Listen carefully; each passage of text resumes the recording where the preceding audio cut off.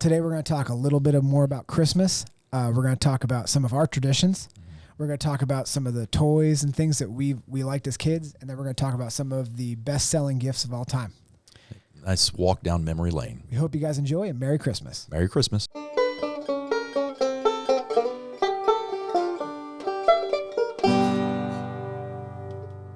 Hello, everybody, and welcome back to Mish Men Podcast.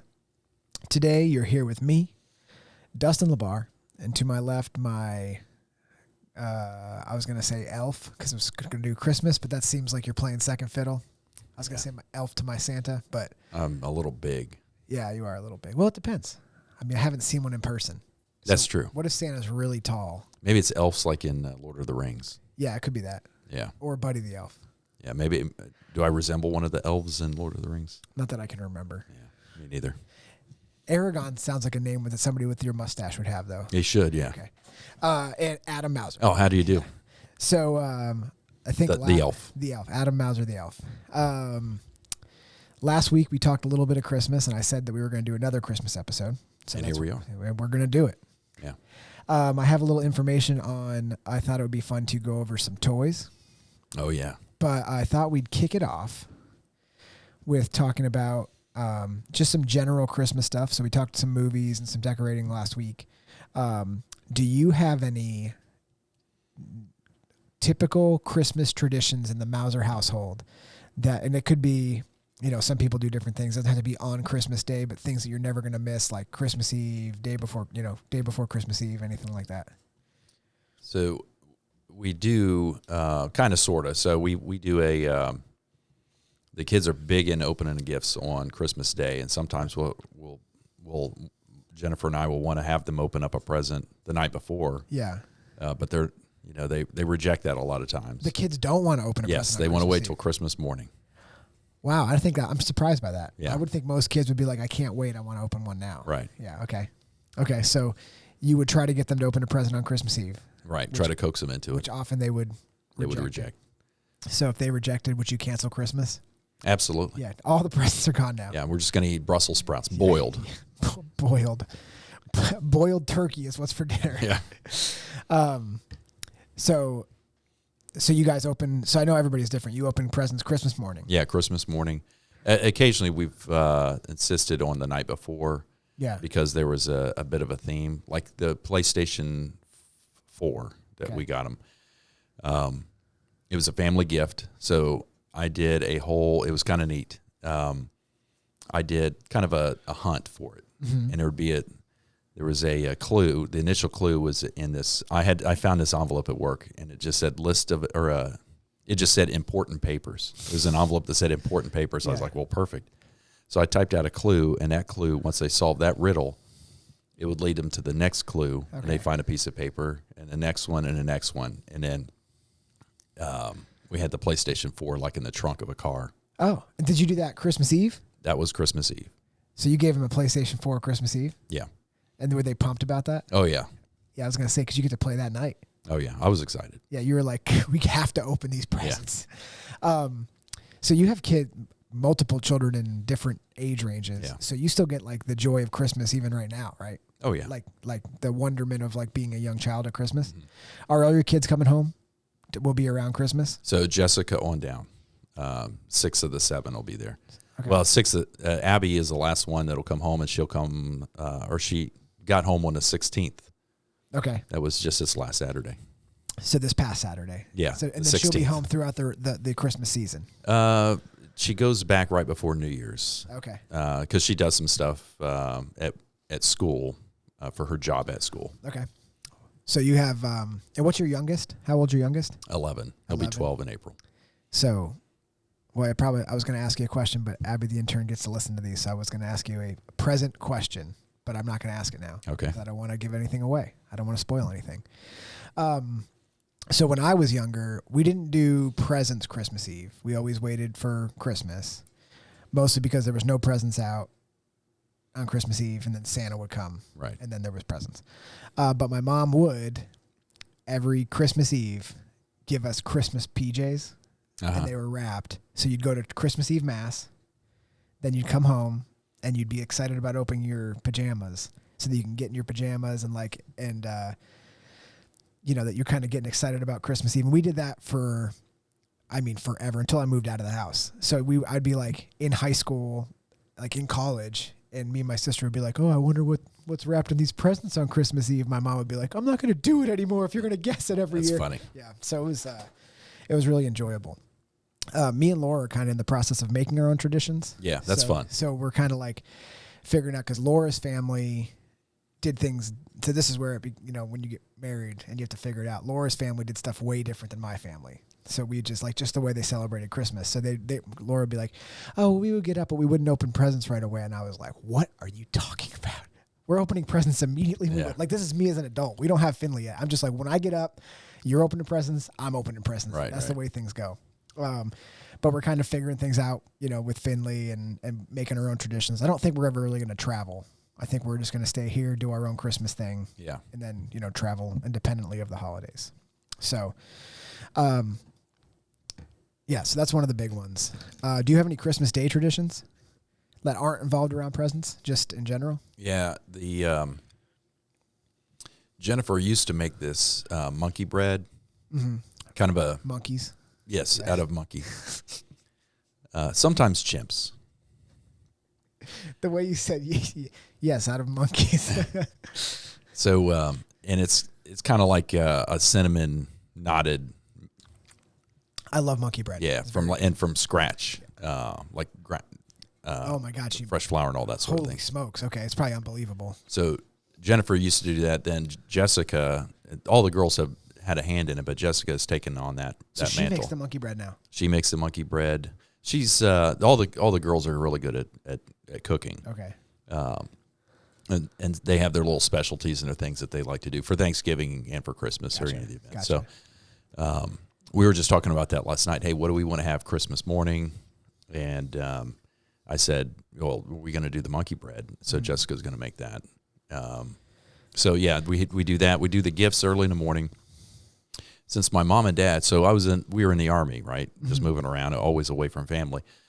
Since my mom and dad retired, they're right around the corner from us. So they will come over and we'll wait for certain gifts so that they can join in and watch that, because, you know, that's a lot of fun for the grandparents. And we'll just kind of spuddle around, you know, just doing a whole lot of nothing, enjoying the toys. And, you know, I might be putting together something or finding batteries or whatever. And then we'll have like a late lunch, early dinner type of thing, usually a ham, because we just had turkey. Yeah, that's right. Ham is pretty good. Oh, I love me some ham. Have you had honey baked ham? Oh, yeah. Where it's already done and you just like can throw it in and warm it up? Yeah. It's pretty good. That's good. I love those like ham sandwiches later with some of the Jessica's rolls that she makes. Yeah. I mean, that's pretty good. Yeah. I was thinking I wasn't going to do a ham, but I think I'm going to do a ham now that I'm thinking about So it. any kind of spiral slice with that glaze. So good. Man, that's good. So me and Laura we have Finley this year, but we typically will wake up, do presents, try to FaceTime both families. Right. Then I'll get up, mimosa. Actually, I probably have a mimosa right off the bat if I'm thinking about it. And if I don't, I'm doing it this year. Or it'd be like the mom and dad from A Christmas Story, where they're just like drinking wine. Not that, just powering it down. Not that committed.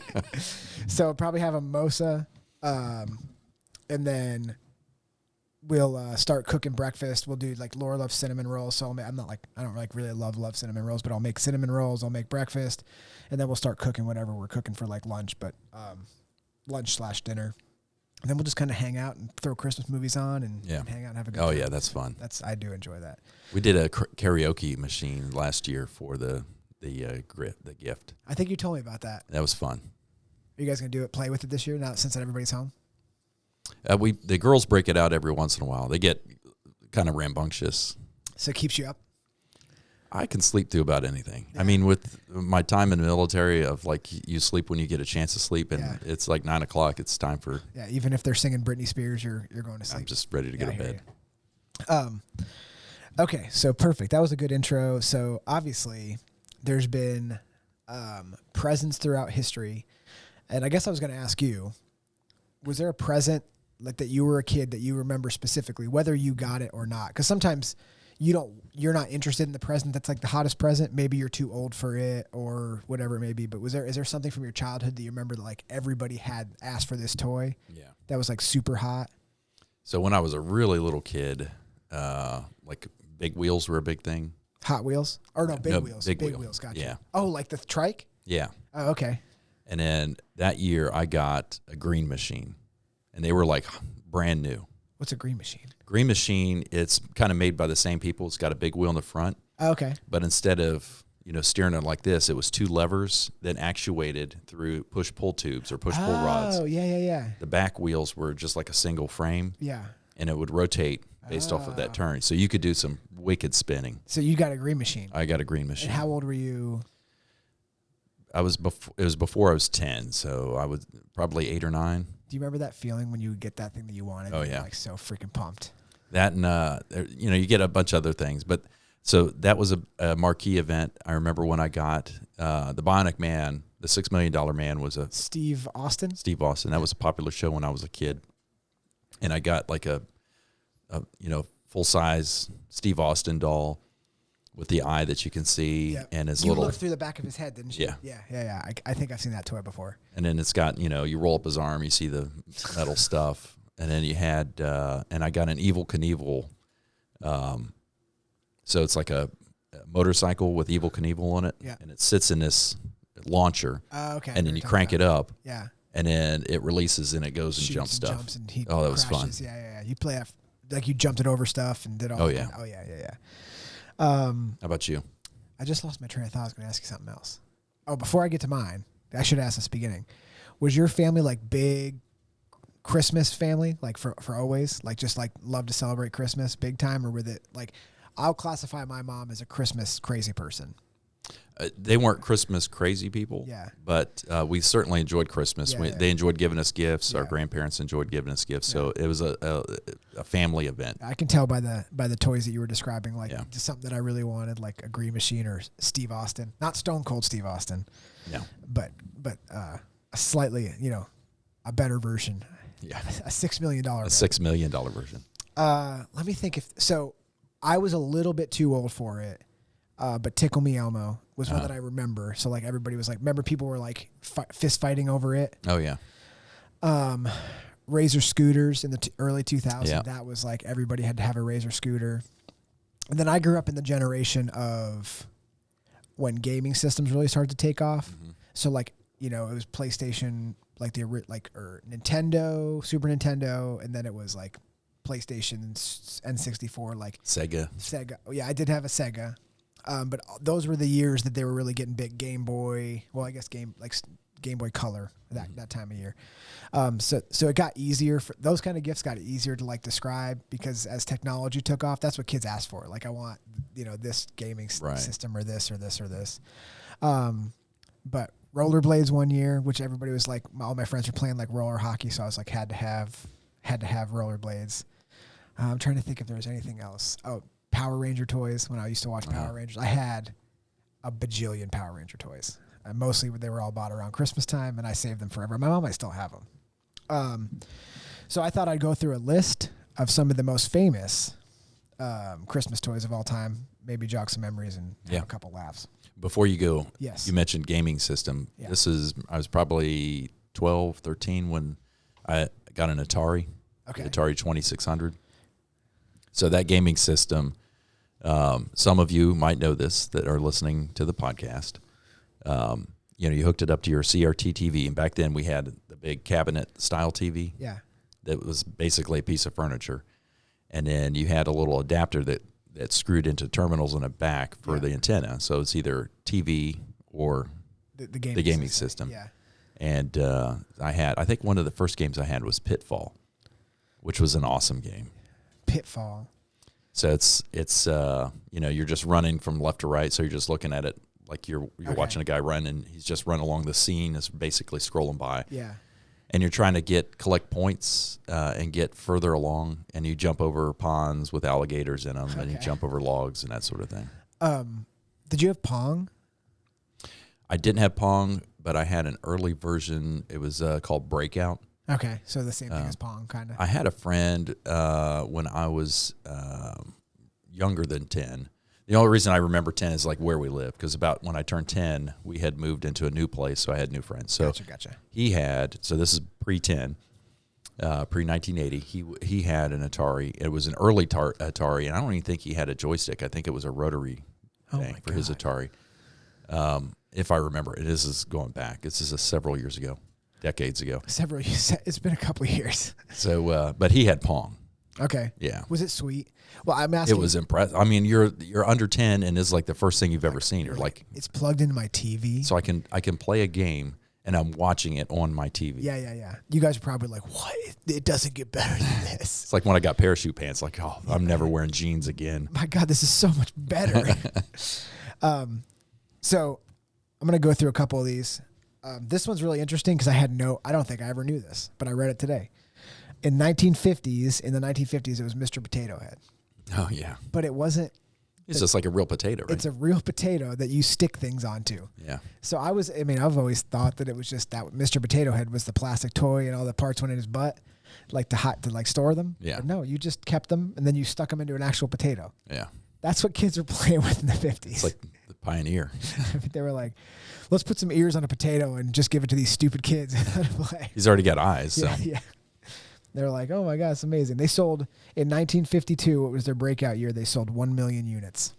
That's pretty good. I mean, that's pretty good. Yeah. Also, they had hula hoops. Yeah. Dude, kids were simpler back then. Yeah.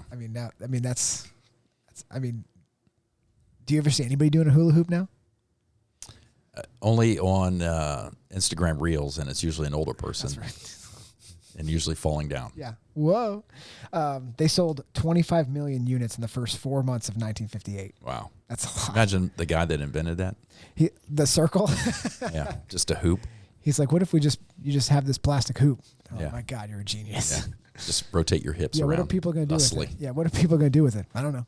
But maybe roll it down a hill with a stick. Yeah. And then put it on their waist. Maybe that's how it started.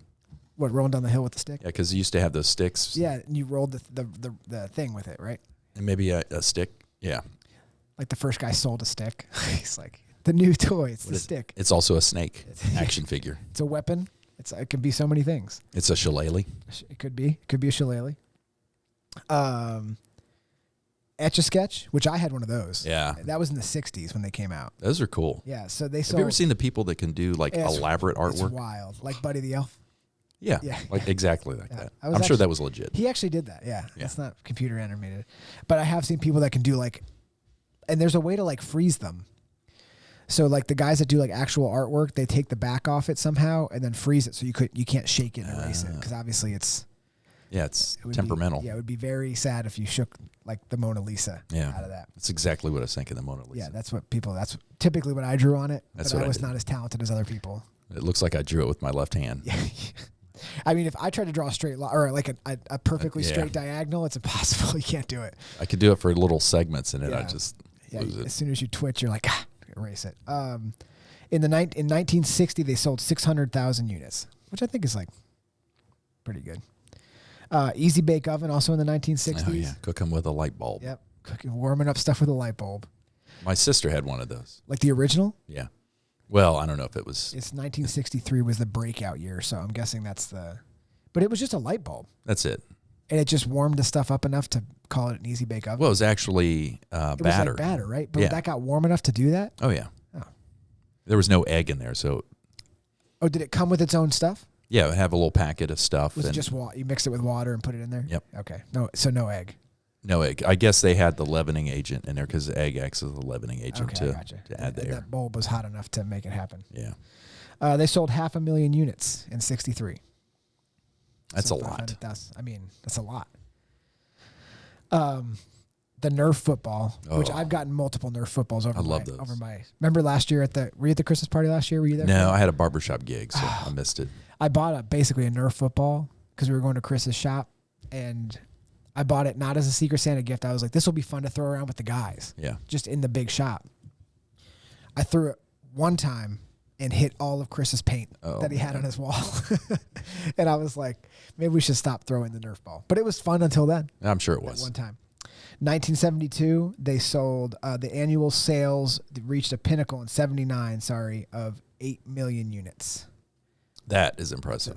That's a lot of units. Yeah. Did you ever have the Nerf basketball?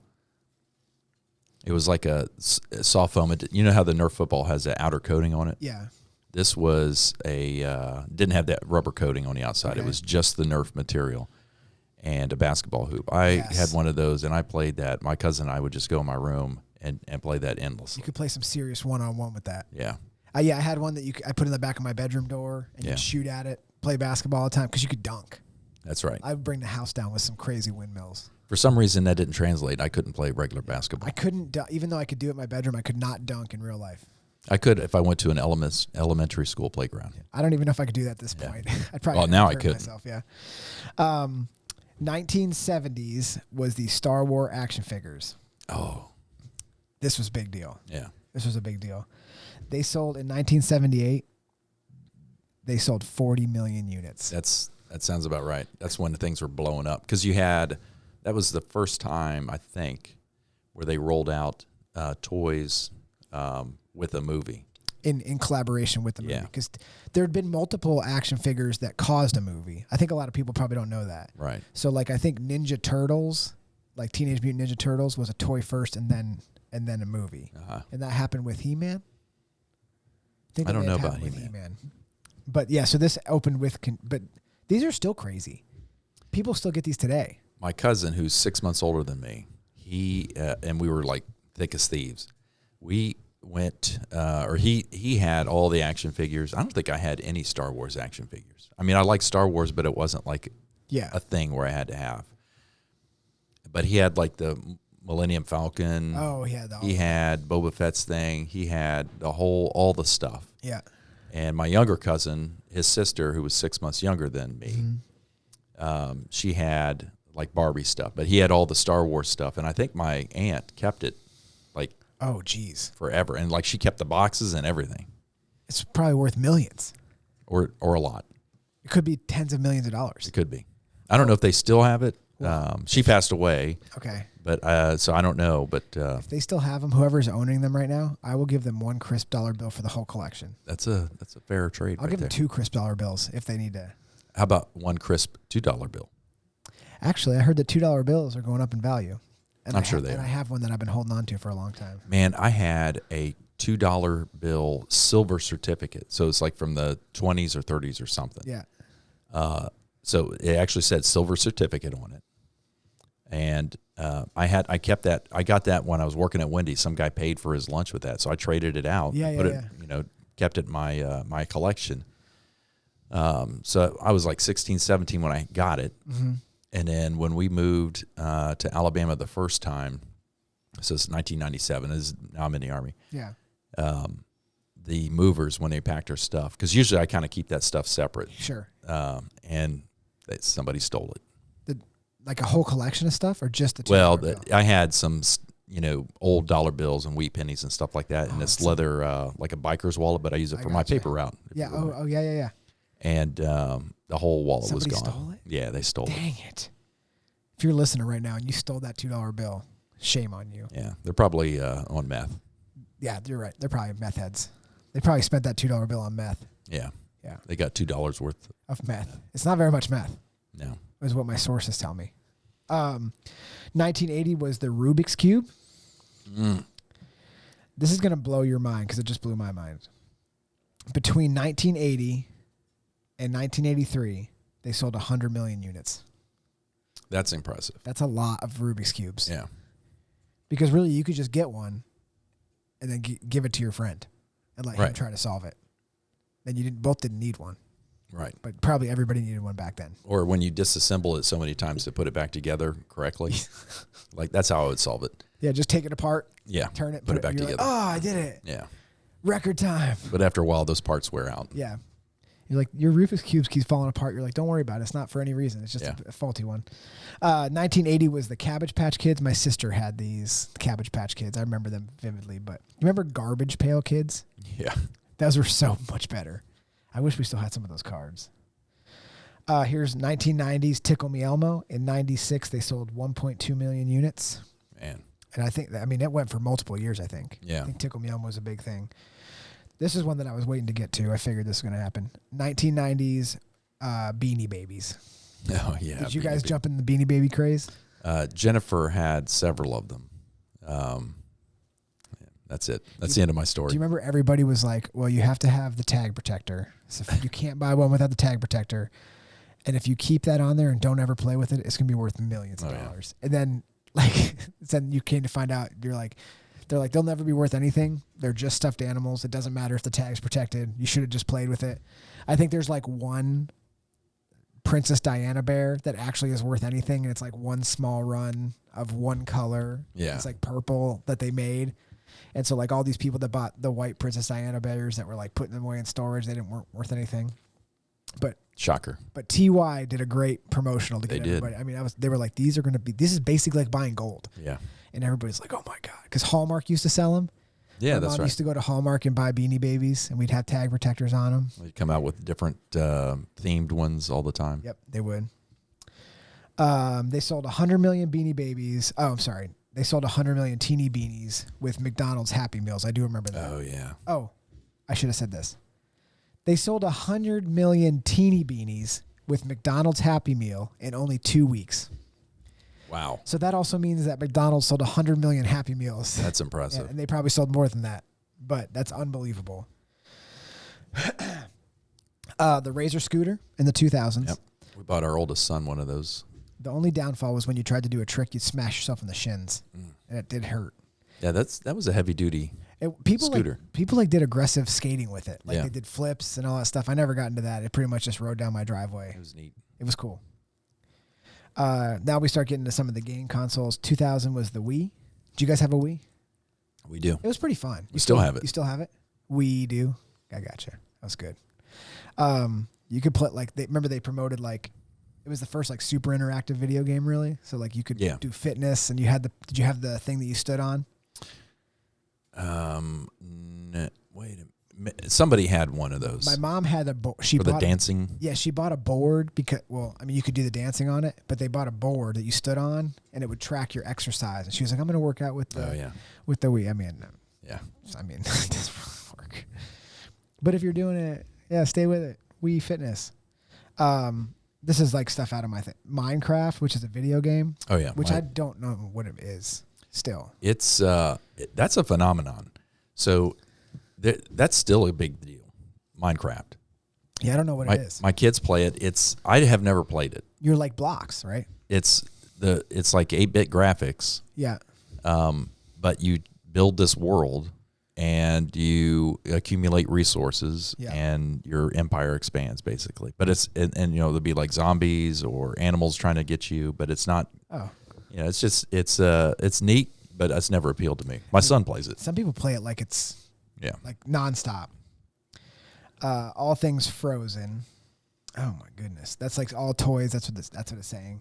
Following the film's release, they sold total sales in 2014 of all Frozen stuff was $531 million.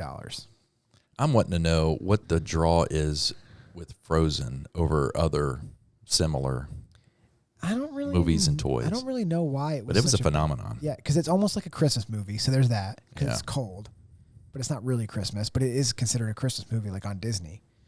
But I don't know why it got so big. Yeah, because it's not that compelling of a story. It's but also it's not like over the others. Crazy. Yeah, it's not like a crazy anything different than anything else. But I mean, it's a good movie. Songs are good.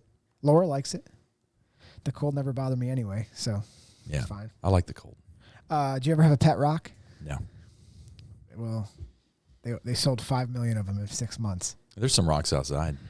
But is it a pet? It can be. Did it look different than another rock? I have no idea. I've never had a friend that had a pet rock. I mean, that's wild. Pong in 1975. Yeah. From Atari. Then the actual Atari in 79. Okay. 1 million units sold.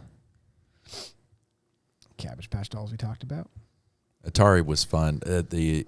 So I remember I had the Atari and they came out. You remember the arcade video game Pac-Man?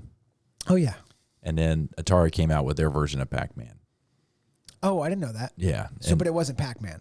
It was Pac-Man. Oh, it was No, called. Oh, I got you. They came out with your ability to play Pac-Man on their system. Yeah, on that gotcha. that 8-bit system. Yeah. So it was, it just wasn't the same. The patterns were different for one, because I knew the patterns that you had to go. They could do with because the ghosts always did a particular thing until you interrupted their normal path. Okay. But you could do a pattern in the arcade game.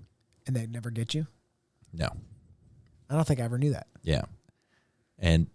But once you interrupted that pattern, then it was chaos. Then it was chaos because they would chase you. Could you beat the game right now? No. You don't remember it? I don't remember this. I remember the pattern roughly for the first level, maybe the second level, but that's about it. And bits and pieces. Although Donkey Kong, the arcade game, my cousin had one of those. I told you before. Like my uncle his dad had arcade games, and he put them into Dairy Queens and drugstores and that sort of thing, and he'd rotate them out. But he had several that were in the garage. Oh, okay. And we would just play because the doors are open. You just ka-ching, ka-ching. Yeah. You make so we just play endlessly. So Russian Attack, Galaga, Donkey Kong, any of those Joust, any of those video games, I played thousands and thousands of times. And Donkey Kong, I had that pattern nailed. So we went when we took Jessica down to school down, I forget the name of that town, Huntsville. Her first years before she went to Auburn, she went Wallace State. And they had an old Donkey Kong arcade game in there. And so I was like, well, let me give it a try. Let me show the kids what's up. So I ended up getting a high score on that game. I put my initials in there. Everybody was like, my God, who is this man? Yeah, who was AHM? Did you have a mustache at that point? Maybe. No, I didn't. That was pre-mustache. The kids would have surrounded you. Like, who is this? If you had like a cowboy hat that you tipped after you finished it. I like that. Yeah. Everybody's like standing back like, who is this man? You're like, tip your hat and walk out. Nintendo Game Boy. That was a big one for me. I had a Nintendo Game Boy, and then they had multiple iterations throughout the years, like Game Boy Color, Advance, and they still are making them now. Have you ever seen the old? I forget who made them, but they were. This is pre-Game Boy. Before Game Boy? Well, before Game Boy, it wasn't a screen. It was little. I don't know if they're LED lights or what, but it was a football game that you'd play. Like Tecmo Bowl? No. I don't think it was Tecmo Bowl. It was a screen, though, right? It was a little screen, but it was just a series of three. You had the football field and three lights for the width of the field. Oh, no. And then so you'd take and move the ball to try to get past the defense. Oh, no. I'm going to have to look that up after this. Yeah. You don't remember the name of it at all? It might have been Coleco. I'll have to think about that. I've heard of that. Coleco? Yeah. My friend had one of those, and we would play that endlessly on the bus ride to school. That, and I had this thing called Red Line. Okay. And it was no screen, and it was see how fast you could get to like a drag race. Oh yeah. And so you'd hit the gas and shift and shift. Oh, that's cool. So it looked like a steering wheel, but it was just red lights, yellow light, green light, and then you go. I would play that now. Yeah, it was fun. I mean, I would do that right now. It's a fun game. Yeah, we had to have Abby the intern put a link to Red Line and that other game I'm thinking of. There you go. Furby. I remember Furbies. Any of your kids want a Furby? No. Yeah, it was. I wanted one real bad. My parents got me one, and then it had like a glitch where it wouldn't turn off really, so it would talk. So it scared the living bejesus out of me. So it was like they had to take the batteries out of it, and then they ended up throwing it away. But it just like said like Furby loves you or whatever. It was it was super creepy, and its eyes it looked like a gremlin. Oh like yeah, you thought it was going to be a gremlin. And then the PlayStation 3. I think that's the last one. Oh no, Zuzu Pets, which is the last one on this list. But Zuzu Pets. There's like a toy. I don't even know what it is. Is that a play off of Zuzu's Petals from It's a Wonderful Life? I don't believe so. Okay. I think it's more like robotic hamster. That's weird. So yeah, people are like, man, I wish this hamster was metal and robotic. Yeah. So those are some of the. I always like talking about this over the years just because it's kind of fun to think back. I like how I guess really the reason I do that is because when you hit something that you really wanted as a kid, it like brings back a crazy memory. Oh, yeah. You're like like you get so excited to open a present and you're like, oh my God, it's the green machine. Yeah. I can't believe it. And you couldn't wait to open it. Well, this has been fun. I enjoyed talking Christmas and presents with you. That was fun because I recalled some things I hadn't thought about in years. Yeah, it's super fun. We appreciate you guys tuning in again. Yeah. Listening to us. We hope that you and your families have Merry Christmas. Absolutely. Enjoy some time off. Enjoy it with your family. Tune back in the day after Christmas. We should have another episode up ready for you. That's right. But we hope you enjoy this episode. Enjoy Christmas. If you guys want to send us any expensive gifts, you can message us on Instagram. You can send us Venmo. You could just send us money. Yeah. It would be fine. Mustache combs. Mustache combs are legit. Yeah. New, anything new. Beard comb. Anything, a beard comb. Anything new and expensive would be fine. Yeah. A car. A car would be great. Yeah. It did have to be matching cars though. Yes, and I do know that Dodge just came out with a new Demon that has 1,000 horsepower and it does 0 to 60 in 1.7 seconds. That's pretty fast. So you might want to get 2 of those. Could have beat the Tesla truck. Yeah. Yes, it's faster than the Tesla truck. It's actually faster than the Tesla. Wow. Yeah. Well, I think the Tesla, but not the super sport mode one. I think that one does it like 1.3, but 1.6 is still, that's plenty fast. That's fast. It's plenty fast. You would feel that when you accelerated. You would probably crap your pants. That's very, very fast. So if you guys want to get us those, that would be fine. They can be matching color or otherwise. We're not super picky on that. No. New clothes, anything really. Yeah. It would be fine. But we appreciate you guys listening. This is our gift to you. So Merry Christmas. Merry Christmas. And we hope you guys tune in next time. Have a good one, guys. See ya. Bye.